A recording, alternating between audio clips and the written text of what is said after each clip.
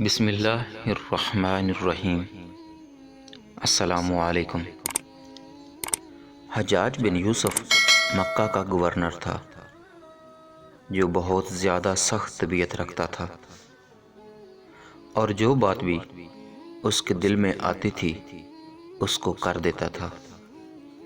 ایک دفعہ وہ طواف کر رہا تھا تو اس نے دیکھا کہ مطاف کے اندر بیٹھ کر ایک اندھا دعا مانگ رہا ہے کہ یا اللہ میری آنکھوں کو بینا کر دے،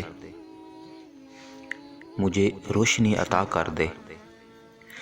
وہ حجاج جب اس کے قریب سے گزرنے لگا تو اس نے پاؤں کی ٹھوکر مار کر کہا، او اندھے، تجھے پتہ ہے کہ میں کون ہوں؟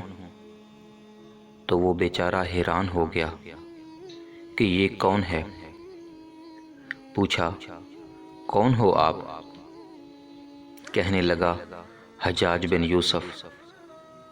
وہ گھبرا گیا تو حجاج بن یوسف نے کہا کہ دیکھ، میں طواف کر رہا ہوں اور میرے چند چکر باقی ہیں۔ میرے طواف مکمل ہونے تک تیری آنکھیں ٹھیک نہ ہوئیں تو میں تجھے قتل کروا دوں گا، اور ساتھ ہی ایک سپاہی بھی متعین کر دیا کہ اندھا بھاگنے نہ پائے۔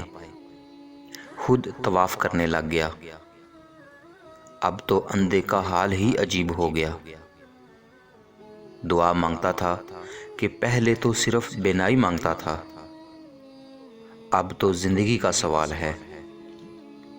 اس طرح تڑپ کر اس اندھے نے دعا مانگی کہ اس کے طواف ختم کرنے سے پہلے اللہ نے بینائی عطا فرما دی۔